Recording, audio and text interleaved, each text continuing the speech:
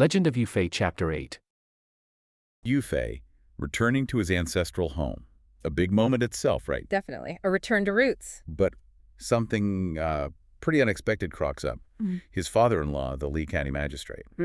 He seems to have a very, very specific idea about the wedding timeline. Like now, what's driving this? Why the big rush? Well, what's really interesting is how upfront the magistrate is about it. He doesn't really mince words. Okay. He tells Yufei, look, I'm a widower, my daughter needs care, and frankly, your mother would be a great companion for her. It's quite practical. Huh. And then he adds this other layer. He points out that tomorrow is actually an auspicious day, a Huandao Jiri. Oh, right, the lucky day thing. Exactly. And he says, I'll personally bring my daughter over tomorrow. We'll get this done. It's quite forceful, a very clear push to just get the wedding sorted immediately. Wow. Okay, so faced with that kind of, well, insistence, how does Yufei take it? Is he on board, or is there some pushback? Oh, there's definitely hesitation. You can see it clearly. Yufei points out his situation, right? He says he's poor, Jihan, and completely unprepared, Yu Usumbe. Right. No wedding gifts, nothing ready. Precisely. He actually suggests waiting. Yeah. He says something like, let me go to the capital first, and when I return,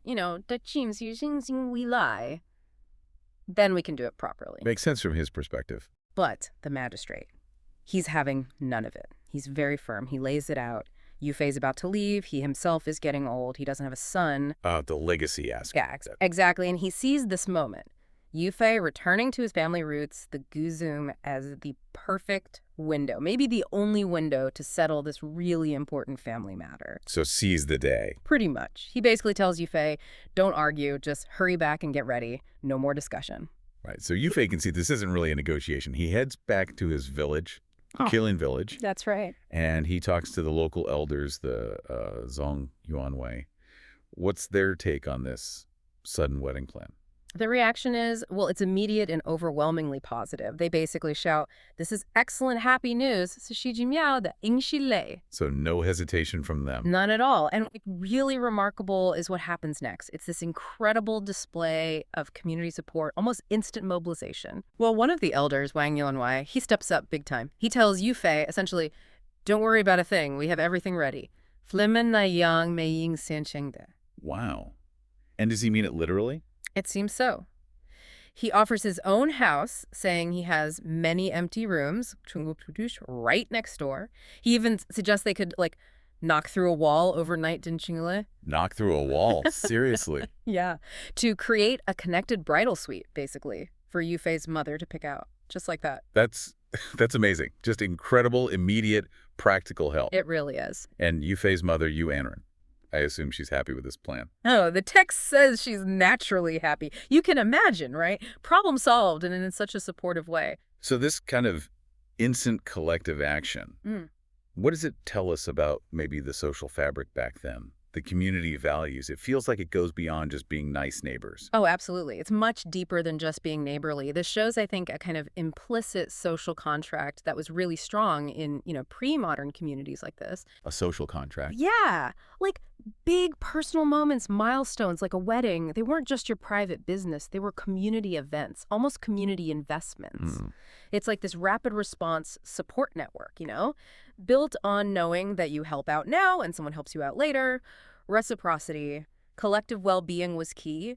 This kind of mutual aid was probably essential for navigating big life changes. Right.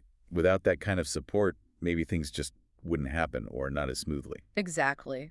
Especially with the kind of suddenness we see here. Okay, so with the whole community basically pitching in, the wedding prep at Wang Yuanwei's place, the Wang family manor, must have been a whirlwind. Absolutely. The text describes banquets being set up, red decorations going up everywhere, attendants Bensiang and musicians Yiren being gathered together super quickly, setting the stage. And the wedding day itself, what was that like? Well, the magistrate keeps his word. He doesn't just send his daughter. He's there personally overseeing the delivery of this really significant dowry. Oh, what did it include?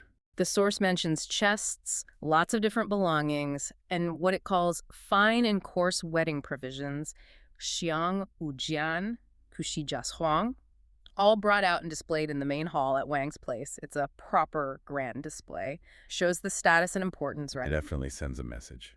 And the ceremony. Pretty traditional by the sounds of it. The bride arrives in 2 sedan chairs. There's music playing. Matchmakers, the Yinging are there to help her. Then Yu Fei and the bride do the formal bows, the bow to heaven and earth, Kanbai Tandi, and the flower candle, Huazu ceremonies. Then into the bridal chamber, the Dongfang. The key moments. Right. And after that, they come out to formally thank the father-in-law, the magistrate, and greet all the gentlemen elders who made it happen. It's amazing how they pulled together such a formal event so quickly. Anything else stand out about that day? Well, yeah, there's something that reinforces that initial urgency we talked about. The Lion magistrate doesn't stick around for long. He apparently only stays for 3 cups of wine at the banquet. Then he makes his excuses, says he has county affairs to attend to. Duty calls? Right. And he doesn't even personally see Yu Fei off later when he heads back to his own family's place. It's like, okay, wedding accomplished, check. Back to work. Very practical. It really underscores his initial reasoning, doesn't it? Yeah. Get it done. Okay. Okay, so the magistrate leaves. And the party continues. Everyone goes back into the hall. Lively celebration. Lots of drinking, apparently until everyone's pretty much drunk. A proper feast. Sounds like it. So the wedding's done, everyone's celebrated. What happens next? Do they settle in for a bit? You'd think, maybe, but no. The very next day, Yu Fei and his sworn brothers go to formally thank the magistrate and say their goodbyes. Yeah. The magistrate hosts them, wishes them well, and says he's waiting for good news, Jian, from their upcoming trip to Tokyo, the capital. He clearly has high expectations. So the journey is still very much on immediately after the wedding? Immediately. And this is where the scale becomes just, wow. After only 3 days, 3 days after the wedding, everything is ready for departure. 3 days. What does everything entail here? We're talking a major operation. Carriages, horses, all the luggage packed. And the group gathering at Wang Family Manor isn't small. It's described as 5 families, the Dogjin, totaling over 100 people. Bidayuk? Over 100 people. Just like that. And that's not all. They also have over 100 carriages of fine goods, Zian Chuzi Viliang, plus mules, horses, porters carrying things. It's not just Yu Fei traveling, it's a full-blown migration. Goodness, you can just picture it, can't you? This huge, noisy caravan setting off from Kulin Village, heading towards Tangyin County. An entire chunk of the community on the move. Exactly. It's not just a personal trip. It's a massive collective undertaking. Yu Fei, his group, some merchants with valuable stuff are with them, too. Right, that's important later. Yeah. They're traveling, pushed too hard, missed their lodging, and now stranded. Wildcat Village. The text says it's completely desolate, not a house in sight. It feels instantly vulnerable, doesn't it? It absolutely does. And the first problem isn't even an enemy, it's just basic survival, shelter, in this really harsh place. And what's striking is Yu Fei's immediate, well, his foresight. Yeah. He doesn't just wait around. He sends 2 of his guys, Tang Wai and Zhang Xian, his sworn brothers, ahead to scout. That's smart. Proactive. Yeah, it's that first step, before any real threat even shows up. It starts to show you what kind of leader he is. So what do they find? Not exactly a cozy inn, right? No, not at all. They find this dilapidated earth god temple. It's about 3 or 4 lines away. Like a mile or so. Roughly, yeah. Yeah. At the foot of a mountain. And it's cold, crumbling, no facilities, no temple master. Pretty grim. Far from ideal, but okay, shelter's shelter. Exactly. These earth god temples were common, often just simple shrines. This one's clearly seen better days, but, well, it's all they've got. The text really paints a picture, makeshift. But they decide, okay, let's make it work. Wang Yi, another one of Yu Fei's guys, points out they have their own stuff. Rice, a pot, a shovel. They can gather firewood. Resourceful. And then Yu Gao, who's always larger than life. Yes. He just chimes in, that's right, hurry up, I'm hungry. Priorities. It shows how they adapt, though, right? As a group. They push their carts inside, arrange them in the corridors, women and maids in the main hall. And the description of the back rooms. Yeah. Old coffins, rotting windows, missing roof tiles. It's really basic. They manage to get water, make a fire, and finally eat. Okay, so they've eaten. And now the Ni Gao dynamic really kicks in. He starts drinking wine, a lot of it, from a big bowl. And this is where Yu Fei steps in. It's a key moment. His wisdom, right. Yeah, he warns New Gao. He even quotes an old saying, "Green wine reddens faces, wealth moves hearts." What's he getting at there? It's not just about being drunk. No, it's deeper. He's saying carelessness, especially in a place like this, it attracts trouble, particularly when you've got valuable stuff with you, like those merchants' bags. Ah, right. The luggage. It's about vigilance. Yeah. Not just being physically ready, but mentally alert. Don't draw attention, don't be reckless. So New Gao, he listens, sort of grumbles, stops drinking the wine, but then proceeds to eat, what, 20 or 30 bowls of rice? He's still New Gao. Huh. But this whole exchange leads to the next critical thing. Yeah. Yu Fei assigns guard duty. Yes. Teng Hui and Zhang Xin get the back rooms, the ones with the coffins. Wonderful. Wang Yi gets the damaged left wall. And Yu Gao, he gets the right wall, the one described as about to collapse. Is that like a strategic placement? Or just irony? Well, it's interesting, isn't it? Maybe Yu Fei thinks the precariousness will keep him awake. But the key thing is the contrast. Between New Gao and Yu Fei. Exactly. New Gao basically questions Yu Fei, calls it small courage. It's like, it's peacetime. We're strong. What's there to fear? Classic New Gao. Overconfident, maybe? Perhaps. Bold, definitely. He agrees to stand guard, grumbling, but then just ties up his horse, hangs his weapons on the saddle, leans back, dozes off. So much for guard duty. He trusts in their sheer strength. Yu Fei, though, he represents something else. True vigilance. And he explains why, doesn't he? He quotes another saying. He does. As the ancient said, with caution, one can travel anywhere in the world. He's thinking strategically. It's not just random bandits he fears. It's the luggage. Makes them a specific target. Precisely. It's about anticipating the kind of threat, even if others think you're being overly cautious. Okay, so the others are settling in. Yu Gao's nodding off. Yeah. What's Yu Fei doing? He takes the main entrance himself.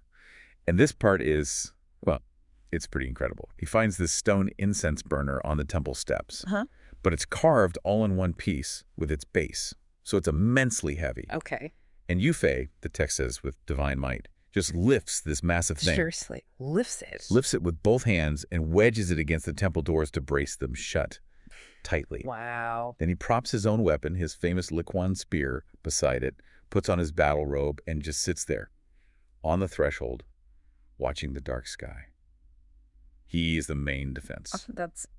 That says a lot. Not just strength, but dedication. Taking the most vulnerable spot himself. It's powerful, isn't it? He's not just delegating, he's embodying that protection, the last line of defense, ready, waiting, while others rest or doze. And turns out that readiness was crucial. Because later, around the second watch, Deep in the night. distant shouts, then firelight, then the sounds get closer, yells, horses! Yep, attackers arrive right at the temple doors, shouting the usual bandit stuff. Open up. Hand over the gold, the treasures, and we'll spare your lives. Standard threats. But then... But then a different command rings out, really specific. Don't let Yu Fei escape. Whoa, okay, that changes everything. That's the twist, the aha moment. Suddenly, it's not random, it's targeted, it's personal. Yu Fei must have been shocked. How would bandits know his name? Exactly. He peeks through a crack in the door, tries to see who it is. Ain't you ready for this? It's a guy named Hong Xian. Hong Xian, is he? Okay, so get this. He used to be a military officer under a commander named Lu Guangxi. Hong Xian himself was apparently a bandit before that, got promoted for being strong. Right. But then, But the text says he was Shane, greedy for bribes, and crucially, jealous of talented people. like Yu Fei, presumably. Precisely. This encounter isn't random. He actually lost a fight to Yu Fei in the past, which led to him being fired. So this isn't just robbery, it's payback. Deeply personal revenge, yeah. And now, he's back, leading his old bandit buddies, plus his two sons, Hong Wen and Hong Wu. He's here for revenge Oh, over a wrestling match. incredible. All this danger, this attack stemming from wounded pride over losing a fight. It's such a human motive, isn't it? It wasn't Yeah. about the gold, not primarily. It was personal, a Definitely. grudge. It shows how these seemingly small things from the past can just erupt later. Wow. So faced with this guy screaming his name outside, wanting revenge, what does Yu Fei do? Does he burst out fighting? Well, this is where his deeper wisdom kicks in again. His first thought, according to the text, is profound.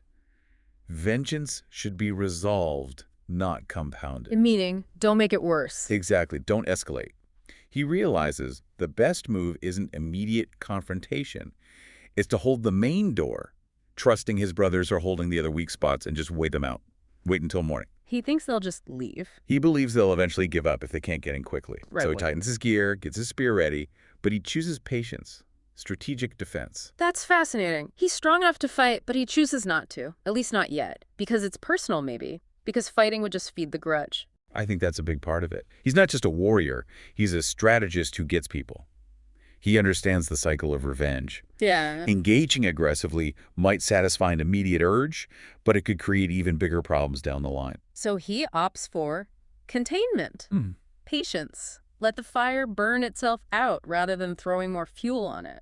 It's a really nuanced response, isn't it? It shows that leadership isn't always about the dramatic charge. Sometimes it's about calculated restraint, unwavering defense, and understanding the long game.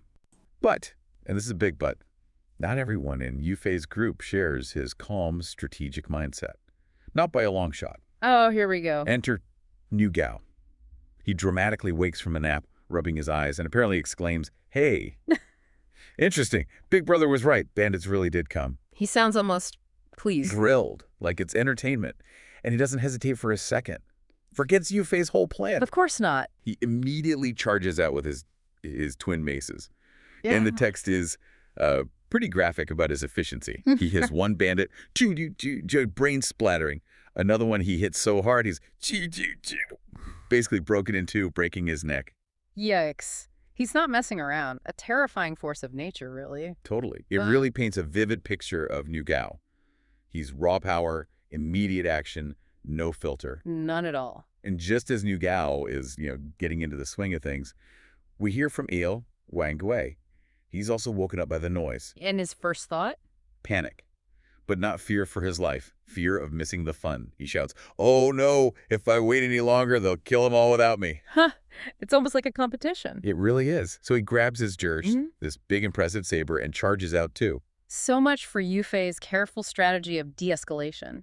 Completely out the window. He's watching this unfold, his plan just unraveling. Thinks, "Oh no, these two going out there. Yeah. Something bad is definitely going to happen." You can almost feel his frustration. He even considers going out to tell them, just let them go. Stop making things worse. But before he can even move, More trouble. more reinforcements. But for their side, Tong Huai and Zhang Xian, they hear the commotion. And they want in on the action too, I bet. Exactly. They want to basically stir up their appetites for a fight. So what started as Yufei's calm defense just explodes into this enthusiastic, very bloody brawl kicked off by his own men. Yeah, it really highlights the challenge of leadership, right? Even for a legend like Yufei, when your team has such wildly different approaches. Absolutely. So the battle escalates rapidly. The text says the scene is lit up like broad daylight by all the torches. Intense. Hong Xian, the leader, he's going up against Niu Gao with his trident. Meanwhile, his two sons, Hong Wen and Hong Wu, they team up on Wengi. It's just pure chaos. A whirlwind of weapons. And the resolution is strikingly swift. Wengi quickly takes down Hong Wen, cuts him right off his horse. Then Niu Gao, with just one mace strike, hits Hong Wu so hard he basically takes the top of his head off. Jeez, brutal. Hong Qian sees both his sons killed, just like that. He's enraged, understandably. And focuses all that fury on Niu Gao. Charges right at him. But this is where Yufei's presence, his leadership, really comes into play. How so? He calls out his own name, Hong Xian, Snop. I, Yufei, am here. And Hong Xian, who was already struggling against Niu Gao, he hesitates. He's startled. That split second is all it takes. That's it. Zhang Jian uses his hooked spear to pull him right off his horse. And then, Tong Huai finishes him. One spear thrust. Done. The whole ambush is over almost as quickly as it began. wow. Swift and deadly. But the immediate problem isn't quite over. The leftover bandits scatter, right? They run for it. And Niu Gao and Wang Gui. Still high on adrenaline, they're chasing them down, yelling about killing every last one. They want to finish the job. So Yufei has to get them back under control. Exactly. He has to trick them, basically. He shouts, "Brothers, more bandits are coming from behind. Quick, back to the temple." Huh. Does it work? Like a charm. They turn right around, thinking there's more action to be had. Okay, so the fighting's done, but now a much bigger problem, right? Far more complex and pressing problem emerges. Yufei realizes, look at all these bodies here. The local authorities are definitely going to investigate this. This is going to be endless trouble. Yeah, you can't just leave a pile of corpses at a temple and walk away. And guess who has an idea? Let me guess. Niu Gao. You got it. Niu Gao, with his usual directness, pipes up with this gem. I've got it. Let's pile these bodies in the temple, find some grass and branches, set it on fire, and burn them all completely clean. Yeah. Then let the ghosts come find me. Well, it's a solution. So they actually do it. They gather up all the bodies, pile them into the main hall of the mountain god temple. Just stack them up. Yep. They get their wagons and horses ready outside for a quick getaway. Yu Gao uses broken window frames to start the fire. Resourceful, I guess. The wind whips up the flames and in an instant, gook, the whole temple is burned to the ground, erased. And with that, Yu Fei and his companions get on their horses, catch up with their carriages, and ride off toward Shengzhou, leaving nothing but ashes. Clean slate. What a night, right? Yu Fei, his brothers, their whole household actually, moving to Shangzhou. You'd think arriving would be the easy part, but the sources suggest they hit a snag, like right away, a practical one. Oh, absolutely. I mean, picture it. You arrive with your whole family, all your stuff, loads of horses. So the very first problem is just, where do we all stay? They need a massive inn right outside the city. But this little problem, it actually leads straight to something huge, meeting Magistrate Zhu of Tangyin County. He turns out to be this immediate and kind of surprising ally. Okay, Magistrate Zhu. So what does Yu Fei tell him that gets the magistrate so interested, so involved? Well, Yu Fei explains a couple of things. First, that another official, Magistrate Li, had actually arranged his marriage, and also that several Yuanwei, you can think of them as like local bigwigs, landowners, wanted to move with his family and live near them. So this tells Magistrate Zhu that Yu Fei isn't just some random guy. He already has connections, some standing. Right, right. But then Magistrate C finds something, well, pretty incredible, doesn't he? He looks into this fish scale ledger. Yeah, the fish scale ledger. It's basically the super detailed land registry. And he discovers the Yu family's ancestral land is right there. But, like you said, it gets even better. Turns out a higher official, this Du Yuan adult, had already put up silver to buy back this land. And not just that, he paid to have new houses built, specifically for Yu Fei and his family, in this place called Shaodi Li Yongasheng. It's really quite something. It's not just finding lost land. It's like a prepared welcome package from someone important. Wow. That's foresight. Almost like someone knew he was coming, or at least saw his potential very early on. So, okay, they have these houses waiting for them. How do they settle in? What's the feeling? Well, Yu Fei gets everyone moved in his family, the Wanwei families, into these brand new houses, but it's not all smooth sailing emotionally. Because his mother, Lady Yao Yaoshi Anren, that's her title, right? Yeah. She's quite upset. Exactly. She's apparently quite grief-stricken. She's remembering their old life, their past wealth, and she's missing someone specific, Yuhei Yuanwei, from their past. So even with this amazing stroke of luck... It's not a simple happy ending. There's still that loss. Yeah. What does that tell us, really, about this moment? It's incredibly human, isn't it? It shows that even when things are looking up dramatically so, the pain of past losses, the upheaval, it's still there. It reminds us that progress, even for heroes, has a personal cost. Right. You don't just wipe the slate clean. Her sadness really grounds the story, I think. It shows resilience isn't about not feeling pain, but maybe moving forward with it. Mm-hmm. And how does Yu Fei handle that, his mother's sadness? He comforts her. He acknowledges the houses are maybe a bit small for now, but promises they can build more later. It shows his practical side, but also, his role as the leader, reassuring everyone. And then they have a celebration. They move forward. Okay, so they're settled, home secured, maybe some emotions managed. What's the very next step for Yu Fei and his brothers? They've got ambitions, right? Right. The very next day, he and his 4 brothers go back to thank Magistrate Zhu. But Zhu doesn't just say, "You're welcome, goodbye." No, he immediately takes them somewhere important. He takes them to the Jidu Yamen, that's the office of our regional military governor, a pretty big deal, to meet Lu Gong. Lu Gong. Okay, so we're moving up the chain of command here. Yeah. From local magistrate to regional power. Exactly. You see this chain of patronage forming. And Lu Gong, he quickly figures out their plan. They're aiming for the imperial examination. And Lu Gong doesn't just wish them luck, does he? He seems incredibly proactive in helping Yu Fei. What does he actually do? It's quite remarkable, really. He asks when they're leaving for Dongjing, the capital, for the exam. Yu Fei says, "Tomorrow." Super quick. Yeah. Then Lu Gong reveals something interesting. He says he'd already sent a letter about Yu Fei to Zhang Luxiu. Zhang Luxiu. He's the guy in charge of the exams in the capital. That's the one. A very senior official. But Lu Gong worries his first letter might get lost in the shuffle, So, right there, he personally writes another letter for Yu Fei to hand deliver. That's direct intervention, high-level stuff. Wow. That's more than just a reference. That's putting his own weight behind it. There's more. Oh. He also gives Yu Fei 50 taels of silver for travel expenses. 50 taels. Okay, so it's not just opening doors, it's practical support too. Precisely. You've got the land, the introductions, these personal letters, now cash for the journey. It's not just charity, it feels like an investment. These officials, they're spotting talent, maybe future influence, shows that even legends often had, well, angel investors, you could say, early on. A network of support. So armed with all this letters, silver, confidence, how do Yu Fei and the brothers get ready for this huge trip? They head back home, tell the Yuanwei they're leaving pretty much immediately. They decide on the next day. Apparently it was an auspicious date. And interestingly, the Yuanwei offer them servants, capable helpers for the journey. But Yu Fei and his brothers turn them down. They say they prefer to go alone, just the 5 of them. Independent streak there. Seems like it. So they pack their things, say goodbye to the Yuanwei and Lady Yao, and Yu Fei has a private word with Miss Li, his wife, gives her some instructions. Then off they go. Swift. Purposeful.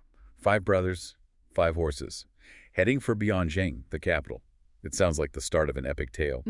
But as they get close, Yu Fei gives his brother some advice. What does he warn them about? Yeah, he tells them basically to cool it, to curb their old temper. He emphasizes that the capital, Bianjing, is totally different from their little village. It's full of, powerful people, high officials, princes, dukes. So watch yourselves, basically. And how do the brothers take that? Oh, their reactions are gold. Niu Gao, who's always the blunt one, right? He apparently asks if people in the capital eat people, just totally missing the point, humorously. Classic Niu Gao. Then Wang Yi suggests maybe they should just, keep quiet the whole time. But Tang Wai actually gets it. He agrees with Yu Fei, says, yeah, we need to be respectful, yield to others. It paints a great picture of their different personalities. It really does.